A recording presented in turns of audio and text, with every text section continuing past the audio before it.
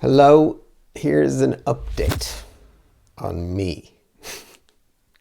I don't know why I do well, yeah, maybe someone is interested. I really just can't think of any other video to make right now, so I just thought, look, I'll just do an update on this channel and what I've started this channel September 2023. No. Yeah. It's this year and a half, and it was like started it with like 30 subscribers or something, and I've been doing a video every week pretty much, and some shorts most days, and I'm at like 707 or 708 subscribers right now, and I want to get to like 10 billion tomorrow. Anyway, like, I don't care what the number is really. I started the channel to build an audience for myself as a music maker and an educator. It's a, I'm a, I've always made music since I was 12 years old. And I used to think that I used to like think about the future. I'd think, by the time I'm 40 or 50, I'll have made so much music and I've released so much music, and I've been doing it so long that I'll be really good, and money will be bound to be coming in from all that music that I've released. That seemed very sensible to think like that when I was 16, 17 back in the 90s. And of course, that is not the case right now. If you could release a track every day, if it's niche and unusual music, there isn't going to be any like momentum accumulating of royalties coming in. You spend more money than you make easily with the music. Even if you buy like one plugin for €30, like I did the other day, that just wiped out the profit of the last several Bandcamp sales and whatever. Yeah, so anyway, that's the modern sad thing. But I've also studied jazz and played jazz and composed music and done all that stuff and taught a lot. Started my own school, blah, blah, blah. I've told the story before, and now I've closed my school in Dublin. Of course, I've moved to Bristol, and I've created a new business, a new online course, Foundations for Electronic Music Producers, or Foundations for Electronic Music Makers. And I'm trying to sell that course to make a living, really. I'm teaching guitar still to some students on Monday, Tuesday, Wednesday nights, and that's a part-time income. And I want to make this course the other part-time income so that I can have a full-time income and perform and get some gigs. I don't have any gigs at the moment. We've got maybe 2 this year coming up, but I want to play more gigs, perform. I want to get out there, and I love playing, and I want to play. And I'm working really hard on all of these things. And how is it going? It is going, but it's not going like... I suppose I'm usually a very optimistic person, so I look forward and I think, by the time, I go and do that thing, and then when I'll probably be making this much money, which will be nice. I'll be able to afford this and that, and I'll buy this and I'll buy that. And the reality of the situation is it takes longer and it's harder than you think, and it's a slog. Of course, when you're an entrepreneur, you're trying, you're self-employed, you're hustling, you're trying to make a living, and it's like, sometimes you just think, why am I doing this? Why don't I just become a bus driver and just work, 40 hours a week, and instead of 70 hours a week for like half of the money. But that's the life, you know, you're doing it because of the possible payoff. It would be great to like have my courses being valued for what they're really worth and people buying them and, you know, getting great value out of them and growing the community and then actually, you know, making a living out of that would be fantastic. And I'll be able to have time to play more music, and I have been, you know, having more time to make music and play music and do all those things, which is the whole goal here, is time.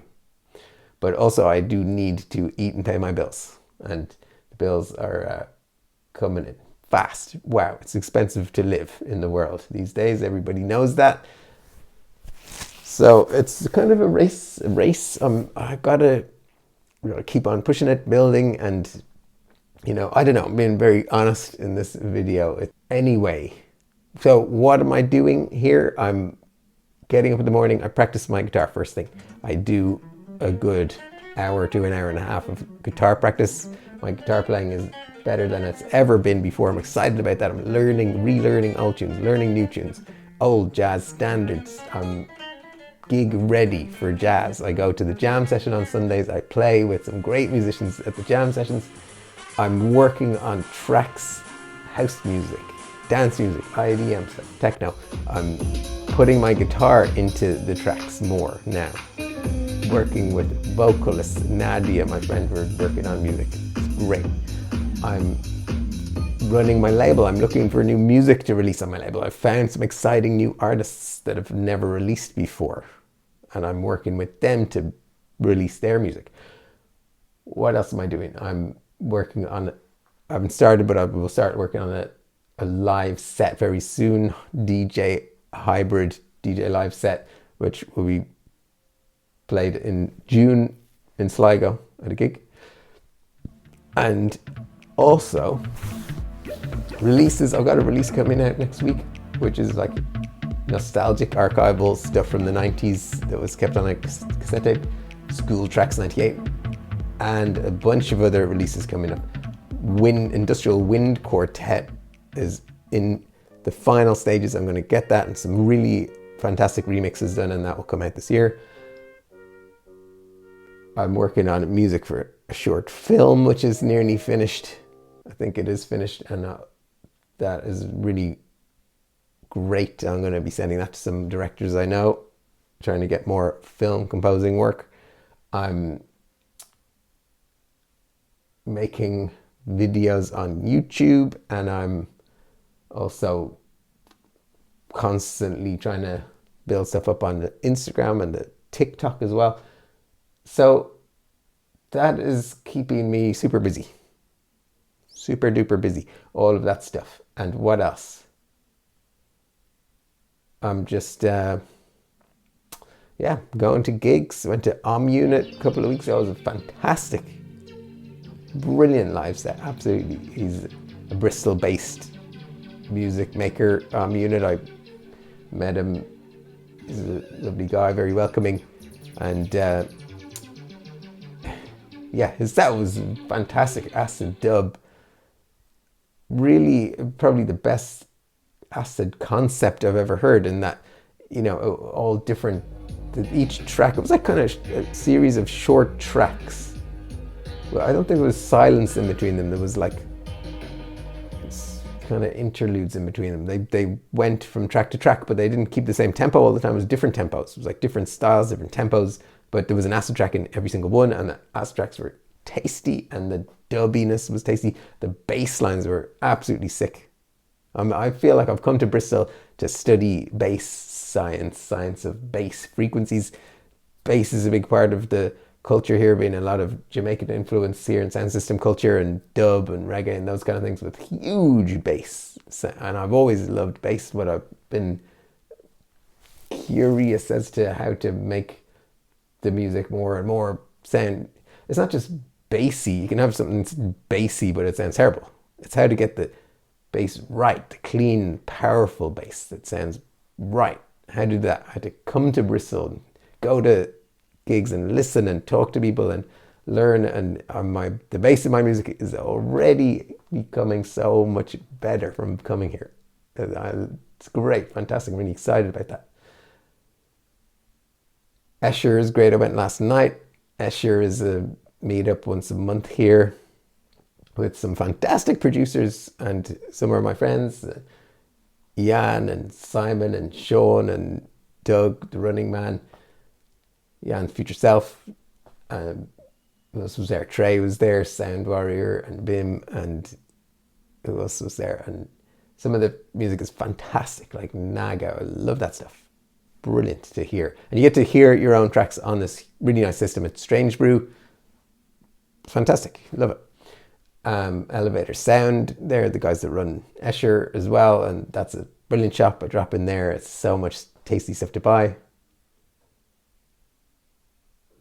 I'm playing badminton, which is in the local community centre, and I'm loving that. I've done that 3 times. It's fantastic. I used to play badminton as a teenager, and it's such a fun sport.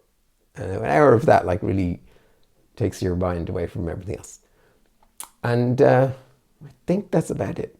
I'm going to sign off here on this update and say thank you very much for watching and staying with me and supporting me. If you have, and if you haven't, I hope you get something out of the videos, and I hope you know, if you do want to do one of my courses one day, or just listen to my music in any way, shape or form, fantastic, brilliant, thank you.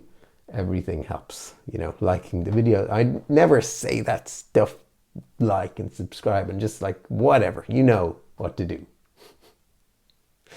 Every little thing helps. I'm not going to stop doing this. No way, sir. I will be doing this until they drag me away. Yeah, making videos about stuff. You know, I've got loads more stuff to do and say. I've got an Aphex lecture coming up as well.